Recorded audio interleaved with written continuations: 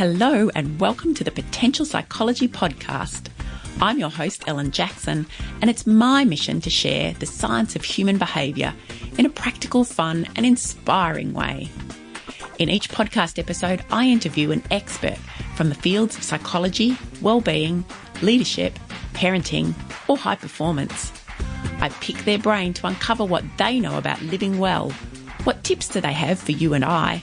And I quiz them about how they apply their expertise in their own life. Join me as we discover simple, science-backed ways to live, learn, flourish, and fulfill your potential. Welcome back to the Potential Psychology Podcast. We're up to our last episode for Season 3 of the podcast. It's actually our last episode for the year. The team and I will be taking a bit of a break over the summer, or the winter for our Northern Hemisphere listeners, but here in Australia it is our summer break, both to regroup and to have some holiday and rest and relaxation, but also to create some big plans for the podcast for 2019. So we're going to be back in mid-January of 2019 with Season 4 and the beginning of a whole new year. And I thought this would be a good opportunity to reflect on what I have learned, not just during the week as I do each week, but over the course of this whole year and my podcasting journey, because we launched with Season 1 on the 21st of March 2018. We have produced 30 episodes, 30 interviews with some fantastic guests, amazing guests. And so I thought my reflection today would be things that I've learned from launching a podcast. And the first thing I've learned is that it's a whole lot of fun. It's a huge amount of work, but that is absolutely counterbalanced by how much fun it is and how much I have enjoyed not only the process, but every conversation that I have had and my interactions with you as our lovely listeners. I've learned so much from my guests, not just in terms of the content, and we have covered everything this year from the brain to parenting to stress to acceptance to productivity to balance to hope to schools to identity and of course happiness and well-being. And I've learned how generous my guests are, not only with their time and their expertise, but with their personal stories. I've learned a lot about audio recording, what to do and what not to do, as you may have heard from some of my earlier episodes of this season where the technology was not my friend. I've learned a bit about you, our audience, who you are, and that you listen to us when you're running or when you're driving or commuting or preparing the dinner, and that we've been your inspiration for reaching goals or your guidance for being a more confident parent or your reminder to breathe when things get difficult. I've learned that it costs a lot to produce a podcast. I ran the numbers recently and I won't tell you exactly what I've invested in this show this year, but it starts with a 10 and ends in 1,000. And of course, I don't regret a single cent of it because it has been a joy, but it has given me pause to reflect that maybe I need to take a look at how I fund this into 2019, especially as I'm keen for the show to continue to grow and to improve. And finally, and there's been lots of other learnings in there, a heap of things, but finally, I've learned a lot about myself creating this podcast this year. It was a goal that I set myself and a goal that I have achieved, not only to launch it, but to sustain it throughout the year. And I've learned that I love being a bit of a sticky beak and asking people questions about their work and their research and their jobs and their clients and their passions and their expertise. I've learned, I think, that I have a bit of a knack for that question asking.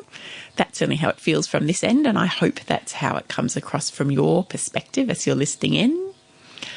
I've learned how great it is to work as part of a team producing this podcast each week.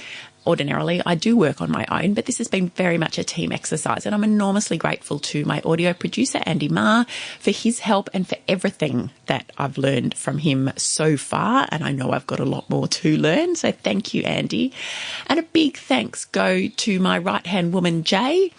She is my editorial assistant, and she is forever teaching me how to be more organised and more efficient.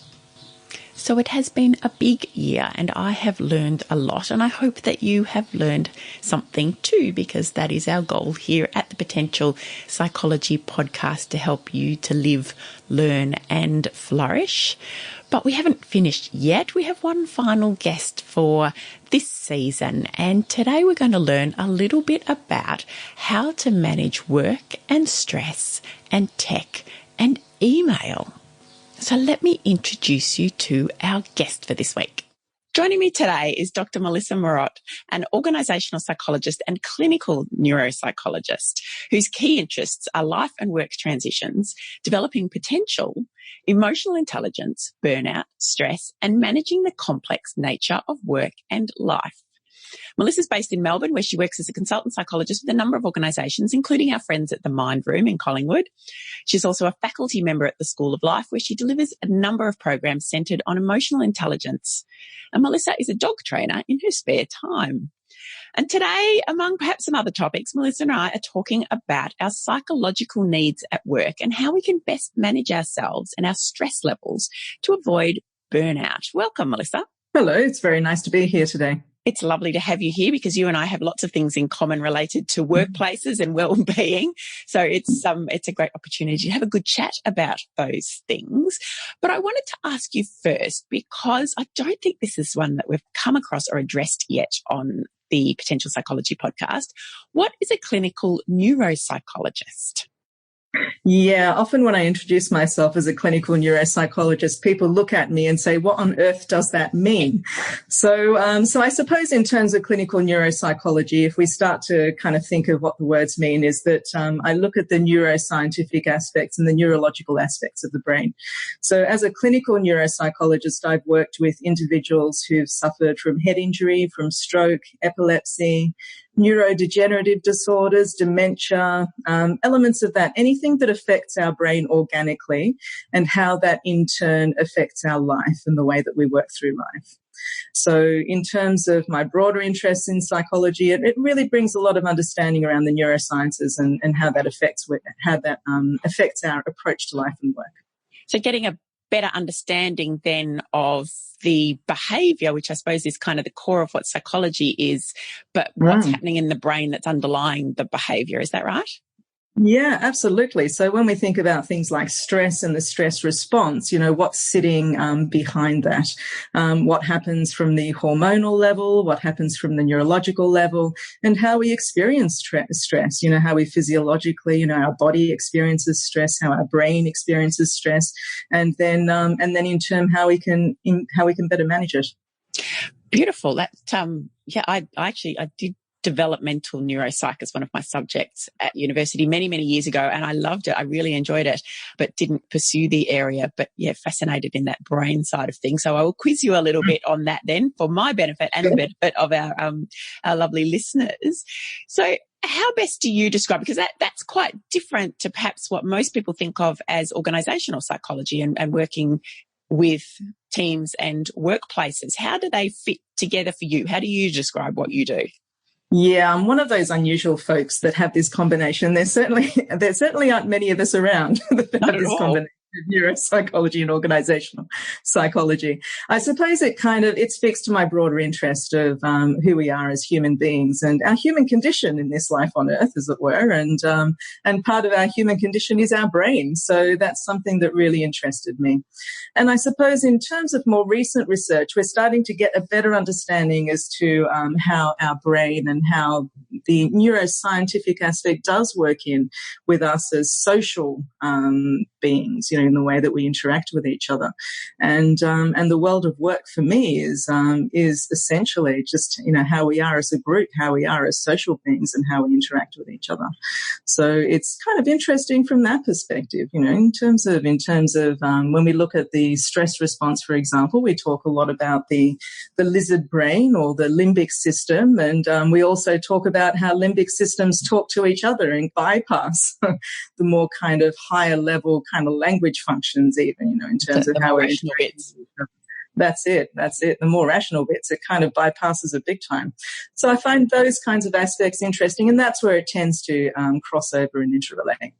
Okay, so can you explain for us then, because we are going to talk a bit about work and stress because they're experiences that we all have no matter where you work. And of course, stress extends across our entire existence, not just in our workplace.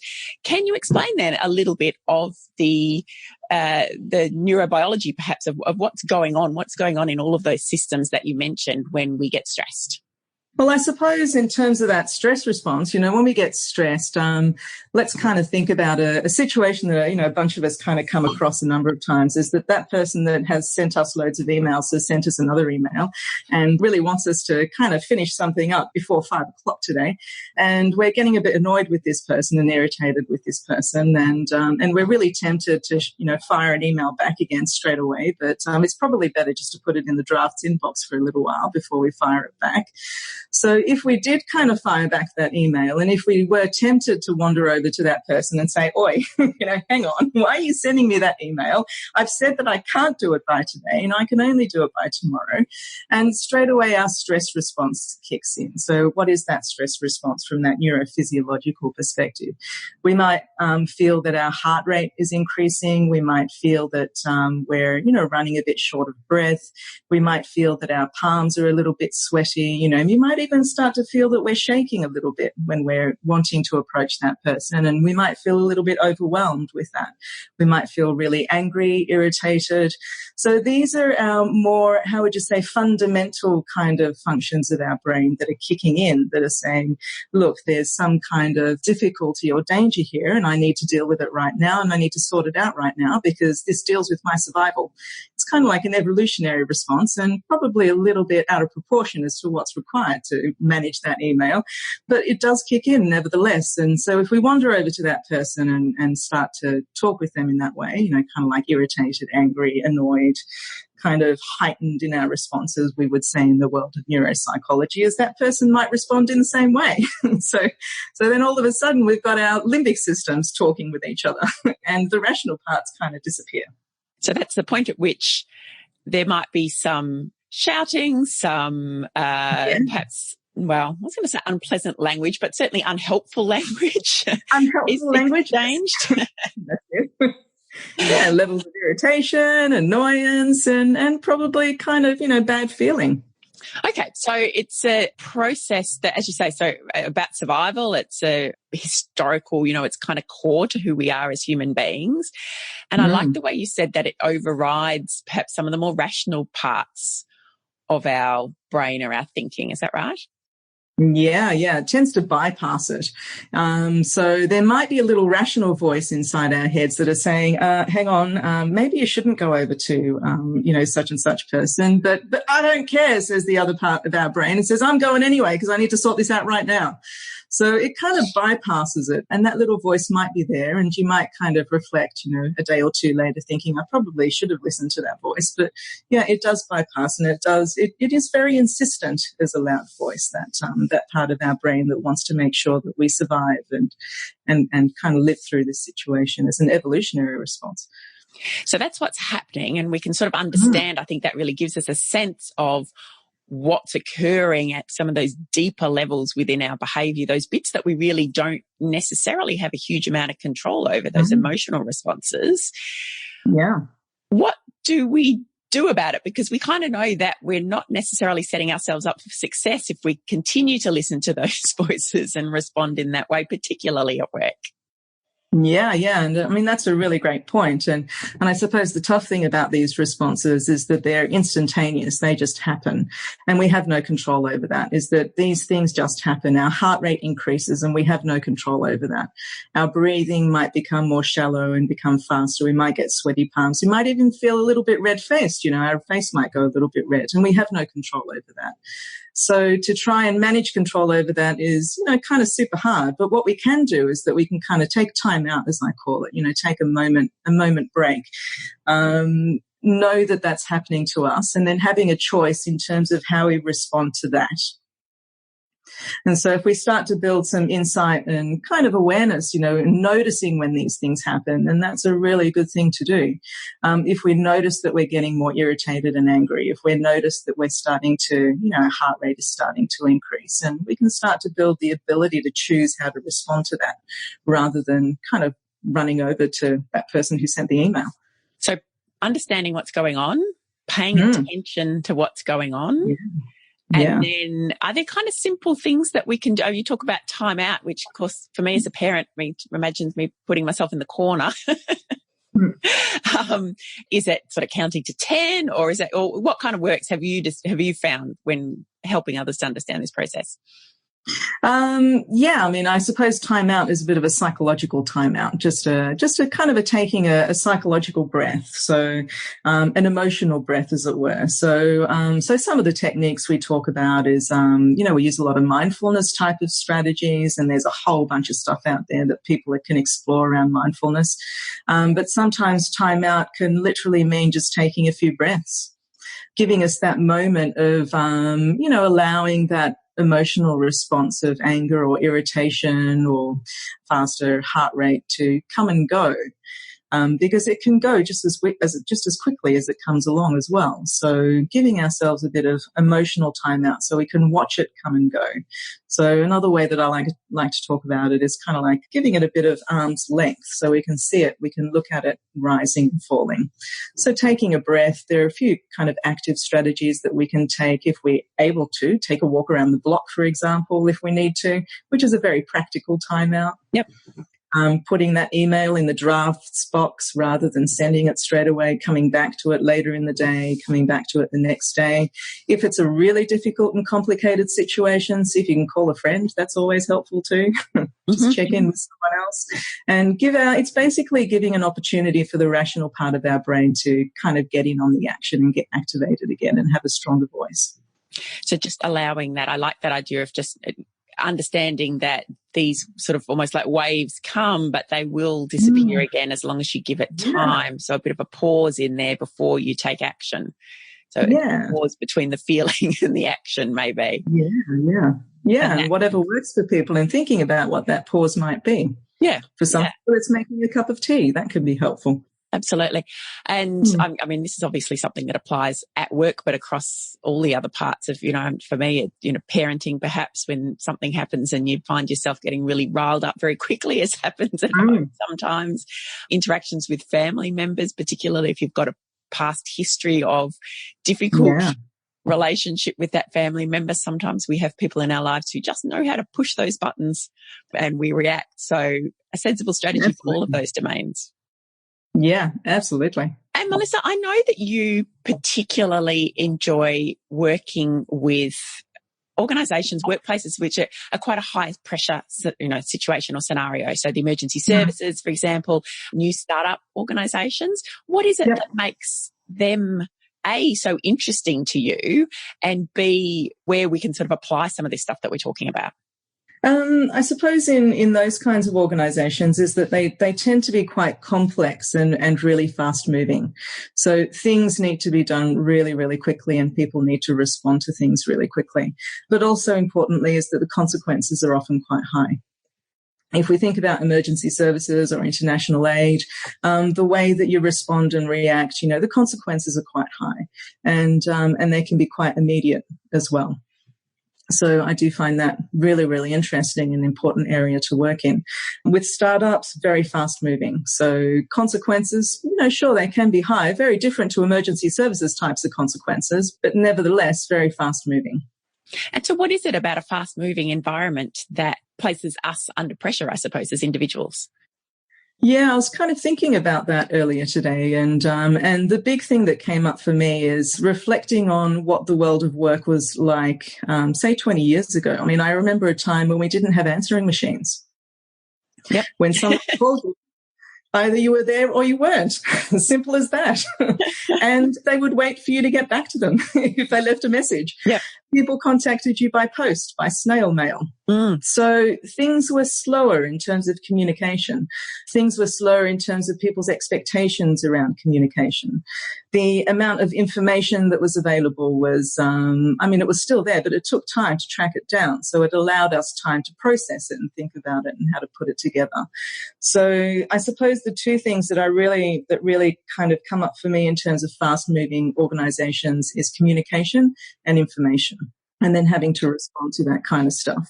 So say, for example, I've got a bunch of clients that work in startup IT sector, and they'll have Slack on their laptops, they'll have Messenger, they'll have text messages, they'll have emails, they'll have all sorts of ways of people contacting them. So, I hear a number of stories where someone tries to contact them by Slack and then by Messenger if they haven't responded. If they haven't responded within 10 seconds, they'll get a text message. If they haven't responded within another, minute or two, they'll get another email. And then if they haven't responded within 5-10 minutes, then someone will walk over and ask them that question.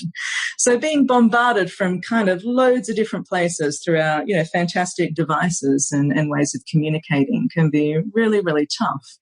And sure, it's a wonderful way of working. I mean, it's really given us a load of opportunities in being able to get things done, but I think it's also had its consequences.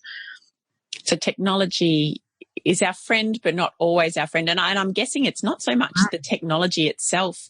The technology is a tool, but perhaps, as you're saying, our expectations around this, that for some reason, because we can stay in pretty constant contact with people across the globe 24 hours a day, that our expectations of them and of our access to information has kind of really, it's out there compared to even 10 years ago, maybe. Yeah, even 5 years ago, I think. I think it's really shifted. Even 5 years ago, even a few years ago, it's shifted a lot. I mean, I work with folks that work across, multiple time zones. So they'll have a meeting at 10 o'clock. They'll checking their emails at 2 o'clock in the morning to respond to urgent issues. And then I'll be up again at 6 or 7 o'clock in the morning to start their workday. So it's literally being on 24/7, and there is an expectation that they're on 24/7. But I kind of wonder, and my kind of question around this kind of stuff is, how much influence do we have in setting other people's expectations on our time? So I often talk a lot about boundaries and how do we set these boundaries and how do we train others around what they can expect from us as well. Because if we're constantly on, then other people will think, hey, you're constantly on. I'll fire off a question and you'll get back to me. Yeah. Well, because you're right. We can't change what other people think or do or the way in which they behave, but we can set some boundaries up for what we respond to and how we respond. And particularly, as you were just talking then about, there's people getting emails and responding to emails and all of that kind of stuff happening 24/7. That has huge implications for our sleep, which is obviously core to our psychological well-being. Yep, absolutely. So what are your kind of simple tips, if there are in fact simple tips, nothing simple about human behaviour, but some of your strategies that you recommend or suggest to people around creating those boundaries? Yeah, I tend to be really practical with these kinds of things, and practical is key. I mean, say, for example, over in the Netherlands, there are some companies that literally turn off their server at 7 o'clock p.m. So no one can communicate after 7 p.m. in their company. So that's a company-wide thing. But, when many of us aren't lucky in that way, is that we don't have our company that turns off the server at 7 o'clock. So we can't work after that point. So kind of setting our own boundaries and setting our own boundaries in terms of where does our laptop and where do our smart devices live when we come home? Does it live on the kitchen table? Does it live on the dining room table? Does it live in our bedroom? Or do we kind of put it away somewhere so it can go to sleep for a bit and not come back into our sphere of kind of awareness or attention? And we all know how good smart devices are at grabbing our attention with the notifications and the blings and the noises and even just that sense of, I better just check it in case something important has come through. That's the interesting pieces. There's two things again that come to mind. One, I've been trying to implement this myself because I became aware that my habits, when you work for yourself, there's automatically kind of a blurring between home life and work life, as you know. So trying to implement, I've put screen time, which I think is the latest iOS update for Apple phones. So trying to use that, except that I do find myself still checking it and just going, just remind me in 15 minutes, which is bad. But at least there's an extra step now that I have to go through. And one thing that I did do, could be the better part of a year ago now, I think, is stop having my phone in the bedroom. because I found that if I did wake in the night and sort of found myself having trouble getting back to sleep, I would pick up the phone and do things.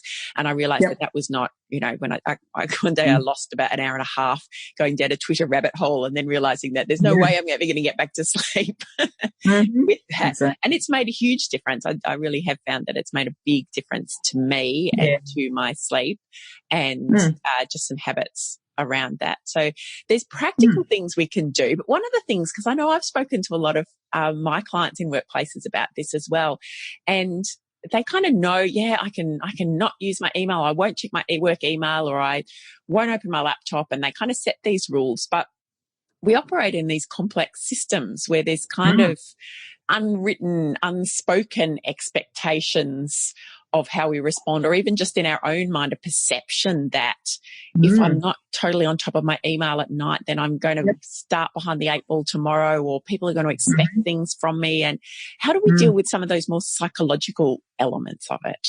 Yeah, that's a really great question. And they tend to be the harder ones to manage and deal with, especially if we're running our own businesses, because it's very difficult to kind of delegate and say, hey, someone else can take this on for me for a little while now.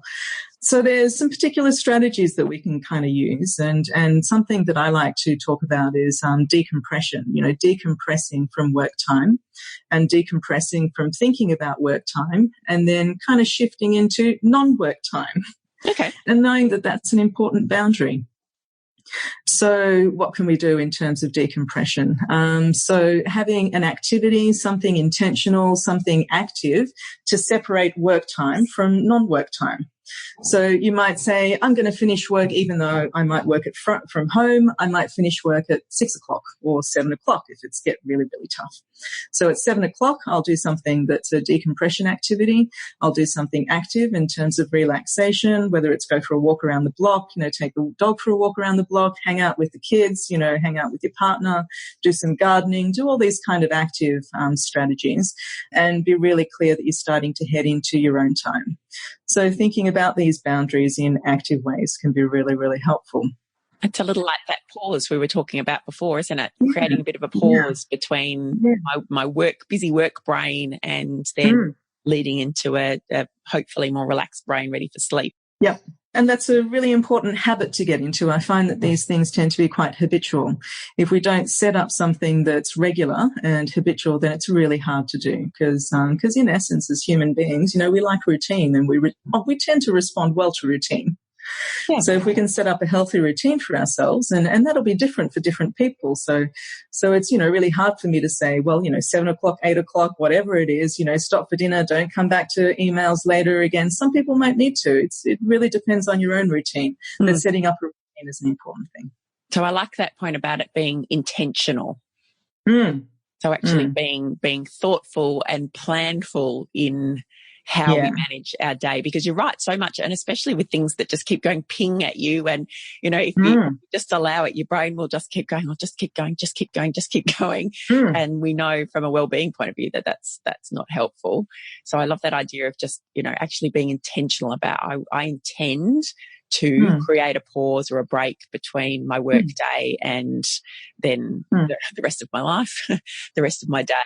And kind of reflecting on our earlier conversation around the stress response, what tends to happen when we want to have a look at that email is that our stress response is kicking in, saying this is going to be really important for my survival, for my business survival, for my family survival, to keep a roof over my head and food on the table. So I have to look at that email. I must. I must look at the Twitter account. I must look at Facebook. I must look at LinkedIn. I don't know if something important might be happening. Exactly. So it's that part of our brains that's responding to that. So again, having a choice, building that possibility for choice. Do I respond to that, or do I start to build something else intentionally? Oh, lovely. So that awareness again, that is, it's almost a part of our brain that we can't control, that sense of urgency or that sense of, as you say, survival, I must, which applies whether that's, we're working for ourselves or working in organisations, because we have that sense of career survival. What happens if my boss has emailed me something and I need to know and I need to respond? Understanding that awareness that those thoughts will kick in without our conscious control, but we do have some control if we create those pauses. Yeah. one of the issues that comes up a lot for the people that I work with is, particularly people working in large organisations, is email. And we talked about the pings and the notifications and all of that, but just the sheer quantity of email and managing that information coming in. Is this something that you talk to people about? Have you got tips and strategies for how they can better handle email? Yeah, I think that's the $60 million question in terms of managing emails. And in my experience, there's a lot of trial and error in terms of how to manage email effectively. And I find it really depends on the nature of the work that you do and the nature of organisation that you work in. There will be some emails and some topics that are more urgent than others, and some less so. So I suppose that kind of gives us some clues in terms of how to manage email effectively. There are some good kind of hygiene practices that, we kind of talk about in terms of how to set up email practices with your colleagues and have an agreement about it. That if it's important, then I'll email it to you. If it's something that's of an FYI or for your information, I'll put you in as a CC, but you don't have to respond.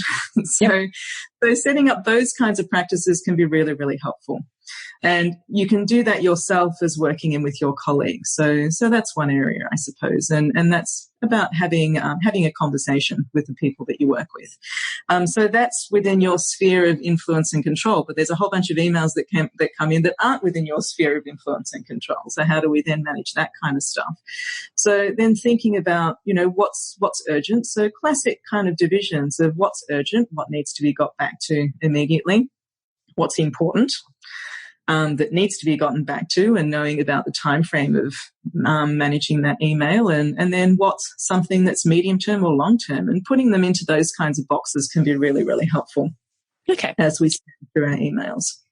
What I suppose it is about the expectations that we talked about earlier with the communication, so setting up some expectations. And I'm wondering whether that's something that can be done, even organisation, it comes to mind that can be part of the culture of the organisation, the conversations we have with each other, the tone that we set.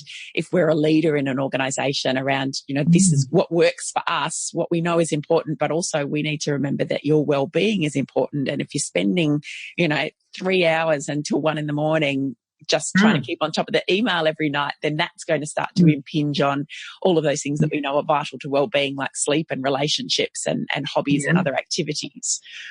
So expectations, leaders' roles in setting those expectations maybe. And then conversations. That's what's interesting, because one of the things about email is we seem to use it to kind of avoid having conversations in many cases.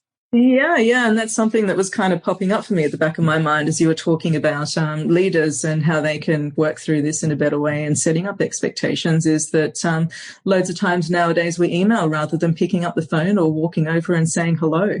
And there are loads of things that can be much more efficiently and much more effectively dealt with by having a conversation. Absolutely. And then there isn't that email that sits there in the box that raises our stress level as we look at the 242 unread email alert. I see that read. Yeah. So some interesting stuff there about cultural stuff in workplaces. And, we talk about leaders having a role in that, but even if you are an individual, perhaps managing a team of 3 people, you can have that conversation between you about, the role of email for us, what's important, and how we might prefer to interact as a group. Yeah. And so, Melissa, I'm interested. We talk a bit about communication and expectations and email and the bits and pieces that make life at work particularly busy. What does this do for our resilience? Where does resilience come into this? Resilience kind of is an interesting word. We've been using resilience for a very long time and thinking about what resilience actually is. And sometimes when I think about resilience, it's a little bit like it's a word where we have a kind of a common understanding of what it might mean, but we don't really think about the details enough. So that's my initial kind of thinking about, resilience. What effect does it have on our resilience? It's a little bit like the old words of, strategic thinking. Everyone must be strategically thinking. But what does it actually mean? What does it look like in my work and what I do on a day-to-day basis? And when I think about resilience, it's kind of the same. So what effect does this have on our resilience? And I think it wears away our resilience. It starts to chip away at the edges of our resilience if our communication and emails, aren't being dealt with well, and we're feeling stress about them. Is that feeling of stress and that level of stress, even if it's low level stress, will start to chip away at our resilience. So if we're thinking about resilience as just that kind of ability to bounce back when things do get difficult, because they do always get difficult one way or the other, and things might be swimming along nicely at work, but something happens at home that kind of knocks us around a bit, or vice versa. It's about having these better habits perhaps at work in order to keep ourselves more robust. Would that be a good way to explain it? Yeah, I think it's kind of interesting. Yeah, I think that's a robustness is a really nice way of describing it and explaining it. But sometimes we don't feel like we're kind of bouncing back when we're being resilient. Sometimes we feel like we're bouncing sideways, bouncing forwards. Sometimes, if we kind of use the basketball analogy, we kind of feel like we're just dribbling along. And we can still be resilient in those times as well. So we don't have to feel like we're having that kind of stoic robustness all of the time, because that, I think, sets up an unrealistic expectation for ourselves in terms of resilience as well. So sometimes we are bouncing sideways. Sometimes we are bouncing forward. Sometimes we're not bouncing much at all. But knowing how to work through that in a flexible and adaptive way is a useful thing to do, and thinking about those good habits that can carry us through the tough times as well is a really great way of thinking about it. So just not getting flattened, perhaps. Not getting flattened, perhaps. Absolutely. If we do, then how do we pump up the ball again? Just to keep going.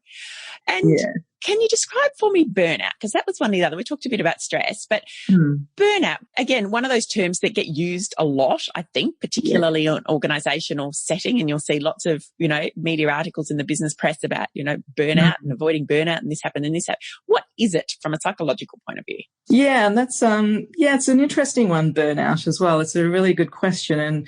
And with burnout, I suppose from the psychological point of view, there are two elements that come up for me immediately, and that's from the physical perspective. Have we got physical symptoms?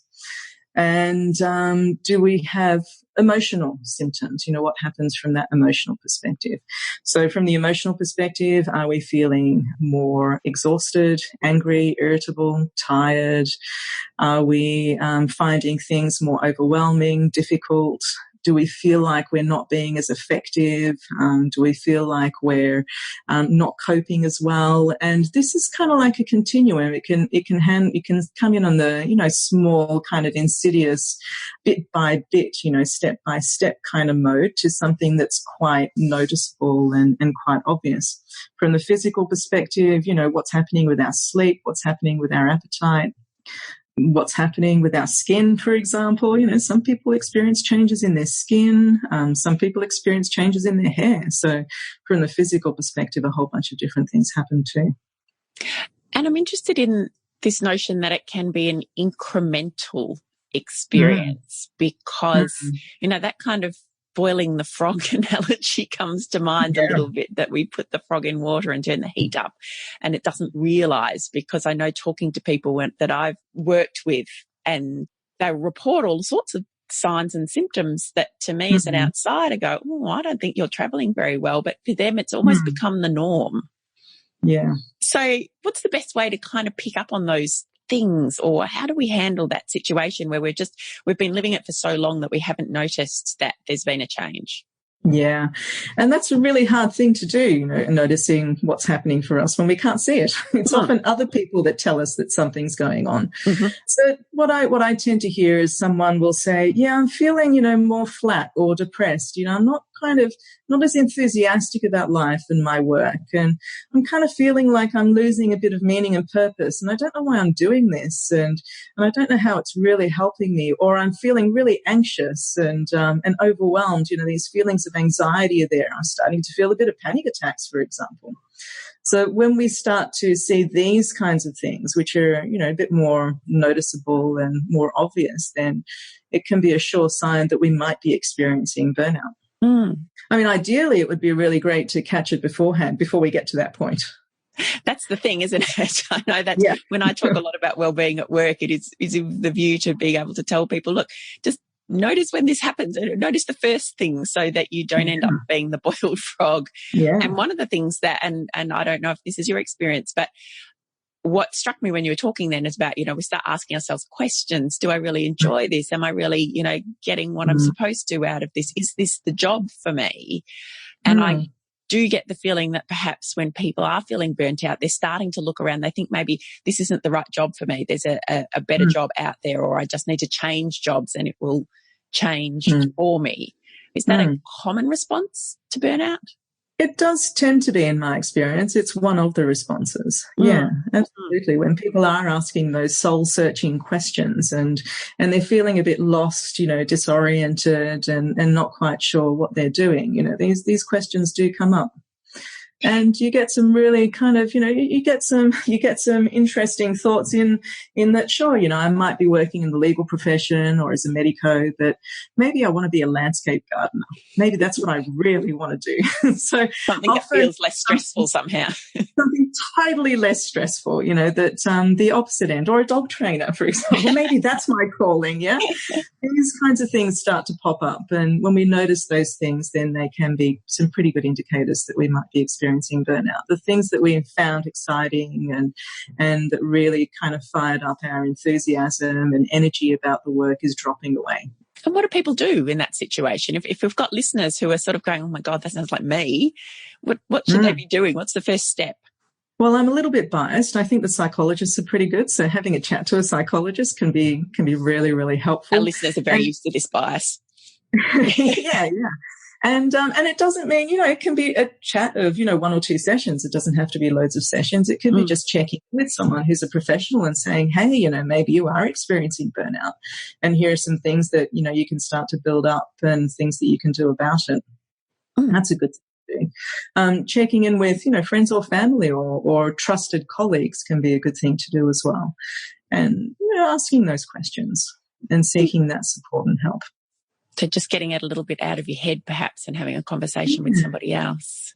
Yeah. And talking about it can start to, once we're able to talk about it, we're able to, as you mentioned, get it out of our head and start to see it at arm's length and start to see it ourselves in terms of what's going on. And then we feel we're in a better place to be able to do something about it. And I think trusting our own instincts at that point can be really helpful too, is that I think, in my experience, we tend to get more surprised, as time goes on about how much we do actually know and what we actually can do ourselves about this kind of stuff, if we can see it clearly.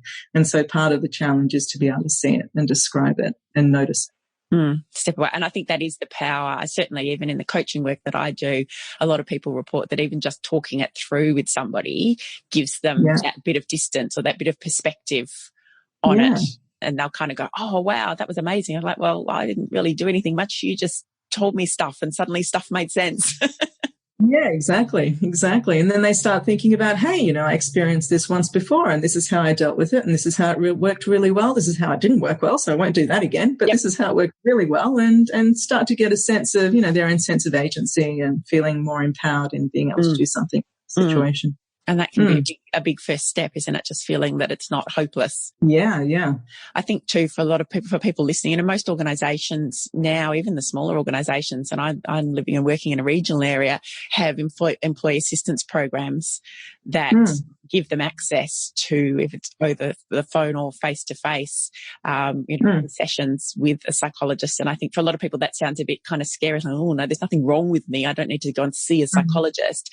But using those sessions just as that kind of bit of a brain dump to somebody who's completely uninvolved, completely impartial, who might be able to give you some tips and strategies. And as you say, you might only need to do that once or twice, and things become clearer and a little more hopeful. Yeah, I think that's a really great first port of call. And often we do think, hey, do I really want to see a psychologist because there's something wrong with me? I mean, what I think about in terms of these kinds of sessions is figuring out what's right with me as well, what's working well, because that's the kind of stuff that we tend to forget when we're feeling stressed and burnt out, is that we tend to focus on what's wrong, what's not working, what's really tough and what's hard. And again, that's part of our, response as human beings. It's an evolutionary response, is that something's wrong, so we want to fix it and we want to figure it out.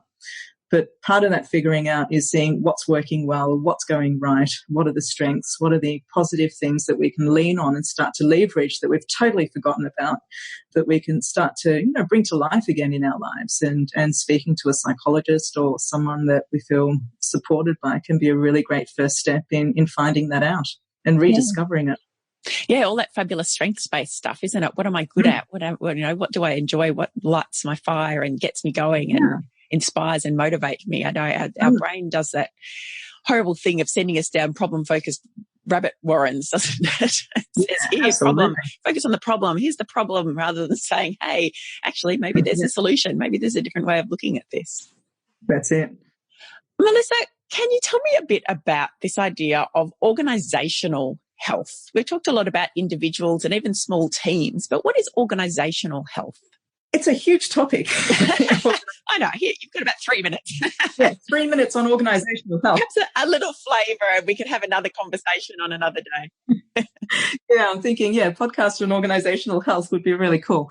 So organisational health, I suppose if we're kind of relating it to well-being and people in the organisation, it's really thinking about a culture for health and well-being, a climate for health and well-being across the organisation that's supported by leadership, that's supported by systems and processes, that's supported by HR, for example, human resources, and something that's focused on and kind of considers the value of well-being of people in the organisation and how it directly relates to performance and organisational effectiveness. So adding that piece, I suppose, into the bigger puzzle of what makes an organisation. We need to look at the bottom line. We need to look at productivity. We need to look at our systems and our processes, but we also need to look at the well-being of everyone within our system in order to keep it ticking along. Yeah, because we've talked a lot about engagement in organizations. How do we engage people? How do we bring people along with us? So they're part of the same values and part of the same meaning and purpose and mission statements of the organization. But sometimes that engagement push can forget about how do we then help people to disengage and decompress and look after their own well-being, because that can help engagement when they're working in the organisation and engaging in the organisation. So we can't have 24/7 engagement, and that's part of the problem when, with the folks that I work with, say, for example, that work across multinationals, is that they are engaged 24/7 at 2 o'clock in the morning, responding to those emails. So engagement balanced with well-being. So when I think about organisational health, it's thinking about those two aspects. Okay. And getting that work.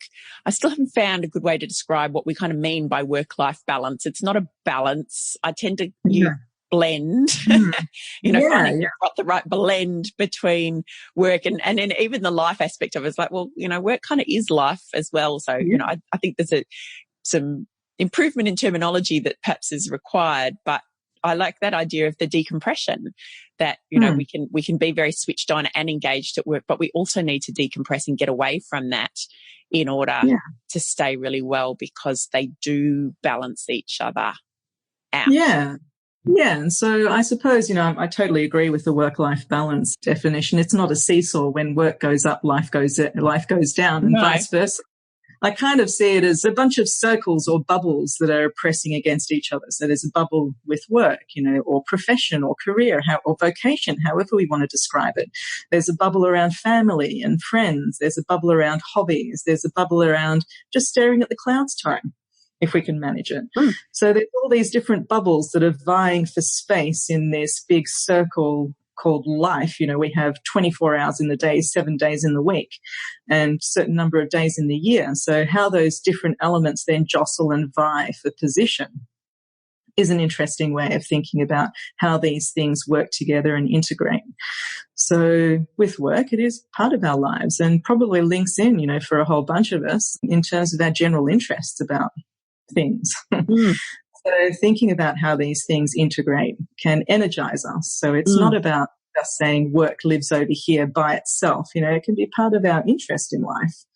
So, for example, I'm interested in psychology because I'm interested in people, and people are part of my everyday life. So these interests kind of spread into my different areas, but there are certain boundaries I still need to keep to be able to keep one thing in its place.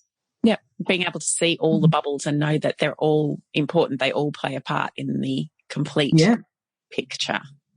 That's it. And they will change over time. They will change over time too. Yeah, that's true. So I'm sort of imagining your bubbles now as well. So I'm imagining some of the bubbles growing and shrinking in size over time as, different things happen in your life, and they're all kind of priorities. They're all important. They all have to stay. You don't want any of the bubbles to burst. But, no, or take over the whole space either. Just one big bubble with everything else swished around the sides. That's it. I mean, even over a week, we see the bubbles shifting and changing. The work bubble should shrink a little bit when we get to the weekend. Or when we get to the evenings, the work bubble should shrink. And so other bubbles can take their place and kind of build up a bit more space. So, that's how I kind of like to think about it. It's a bit of a dynamic, moving picture. Yeah, and I think that's probably it, isn't it? It's that dynamic nature of it to realize that all the bubbles, all the pieces will shift and change and move and grow and shrink, and how we can see that as a pattern over the course of a day, over the course of a week, over the course of a year, coming up to Christmas, minds are starting to turn to perhaps Christmas holidays and spending time with family. So the work bubble, I know for me, my work bubble in my mind is starting, it's a forefront now because I know there's a lot to get done before Christmas, but there's a time there where that kind of shrinks to the background as summer holidays take over. But then even over the course of a lifetime, it's a lovely way to think about it. I really like that. Melissa, again, another big question, but hopefully just a few little ideas on your part would be just wonderful. What can you offer our listeners in terms of simple things that they can help to maintain their bubbles and create a bit of well-being if work is taking over? Simple things. Simple things. I mean, we've talked about boundaries and expectations and managing your tech and those sorts of things. Yeah, I think they're the most important ones for me. When I think about the simple things, it's often the most obvious things that we forget about when we're stressed and when we're busy. So boundaries, thinking about how we can manage our boundaries, thinking how we can manage our decompression time. So, say, for example, an interesting kind of thing that I like to talk to people about is that decompression time, that third space between going from one thing to another, that space between stepping out of the office door and that drive home or that commute home and stepping into your front door. How are you going to use that space? There are interesting ways that we can think about how to use that space in terms of decompression time. Listening to podcasts, for example. How do we use that time? How do we create those times for ourselves? Keeping good exercise, keeping good diet, all of those practical things that we've heard a million times before, but find it so hard to implement is something that I would recommend, and thinking about how we can set up good habits and routines about that. But I think most importantly is when do we, how can we actively and intentionally switch on and switch off? Okay. So that intention piece again. Yeah, coming back to that intentional. And noticing, I think, when you were talking then, I remember one of the most difficult times in my working life was when I went back to work after having my first child. And I loved being back at work. I didn't find that difficult at all. I thoroughly enjoyed the stimulation and the people and being able to make myself a cup of tea and sit quietly for a while I looked at some data or whatever it might be. And I also loved being at home. I think it made me a better parent, but it was the travel time in between that I really struggled with. I was living in Sydney. It was not an easy commute. It involved a train and at least one bus, if not two sometimes. And I found that was where I worried and I stressed, and I felt that I wasn't in that moment. I wasn't doing a good job at work. I wasn't doing a good job at home because I was stuck trying to commute. And for me, once it was, again, the awareness. So becoming aware that was stressing me out, which required a little bit of paying attention and not just kind of getting embroiled in it. And then we talked earlier about past successes, and I thought, what did I used to do, in a previous life when I got stressed or when things got difficult? And I remembered that music was really helpful to me. So I dug out this was pre-smartphones. So I dug out the iPod and loaded up some music, and I used that as time to just decompress, as you say. And it was very, very helpful, and therefore a strategy that I've continued to use over time. Again, you do get back into the habits of just worrying, but I think that's a wonderful tip. Yeah, great example. Yeah, just that decompression. And I know I've talked to people about using the train as an opportunity to, use Smiling Mind or one of the apps to do a bit of meditation or read a novel, get away from the screens altogether, read a novel, paper-based, proper book. Yeah. Yeah. And I like the idea of that decompression term, just being able to use it to decompress from one life, particularly if you're going home into another busy life, a bit of downtime for the brain and the mind. Yeah. And I often like to talk about active relaxation in terms of those decompression times as well. So active relaxation, again, in terms of doing something intentionally and actively, like reading a book. It takes us, coming back to the neuroscience of it, it takes a very different part of our brain to process that information. We get pulled into the story. We start to actively process the story. We use our imagination. We use a whole bunch of things that we wouldn't use if we're just watching the telly, for example. Just watching a soap on the telly or a drama. So or mindlessly scrolling Facebook. Or mindlessly scrolling Facebook. That's it.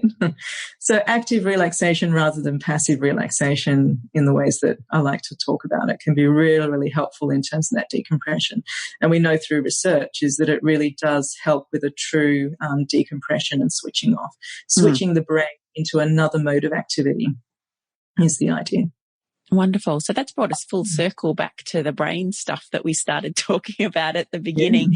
Melissa, thank you very much for all of the fantastic tips and strategies and ideas and insights that you've given us into how to best deal with stuff that I think we all have to deal with, no matter what work we do or where we work or the type of environment we're working in, or in fact, if we're not working at all, because I know that this is the same kind of stuff that people just deal with in a busy life. So I really appreciate your time and your input. Is there somewhere in particular that people can find you if they want to find you? Where should I send them to have a look and find out more? Oh, people can check in at the Mind Room, themindroom.com.au, which is a good place to find me. Excellent. I will pop that in there. I know because we've had your colleague Jo Mitchell on the show as well. She was our inaugural guest. I'll have to get her back on at some stage soon. So over there at themindroom.com.au. Wonderful. And Jay and I will put together some of the tips and strategies that you've suggested, as well as that link to the Mind Room and any other kind of information, things that we've discussed today as background resources so that people can go and thrive and flourish at work and at home. Wonderful. Thanks. It's been so much fun. Excellent. Thank you.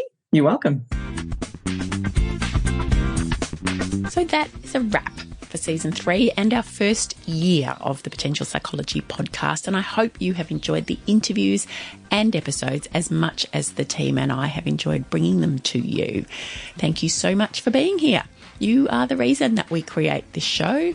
And if there is even one tiny thing that you have learned from our guests that has helped you this year, I would love to hear about it. You can leave a rating and review on iTunes, and that's super simple if you use the podcast app on an iPhone to listen in. Just search for Potential Psychology, select the podcast, scroll right to the bottom of the page below the list of episodes, and you'll see a little row of stars, and you can rate us using the stars. And if you look a little bit further, you'll see a note that says write a review. Hit that and let me know what you've learned. I'd love to hear it. I read and appreciate every review. And of course, I'd love it if you'd hit subscribe while you're there. And to keep in touch over the break, you can subscribe to my regular newsletter. It goes out once every 2 weeks or so, and it's filled with resources, news, links to my favourite TED Talks, special offers, and some behind the scenes here at Potential HQ. You can go to potential.com.au/subscribe. Or go to our homepage at potential.com.au. I've been doing some updates to the website recently, so you might like to have a look at that and let me know what you think. And as always, the links and tips and resources mentioned in this episode can be found at potential.com.au/podcast. And you can stay in touch with me over the break, as I will stay in touch with you using social media. Search for Potential Psychology on Facebook or Instagram, and you'll probably see some holiday snaps, as well as the exciting stuff that I've got happening to get you ready for a fantastic 2019. And if you hang out on LinkedIn, you can find me there too. So I think that's it from me. Thank you again for sharing your time with me this year. If you are holidaying soon, stay safe. relax, rejuvenate, and reconnect. And I am looking forward to sharing 2019 with you. Have a great break, and I'll see you soon.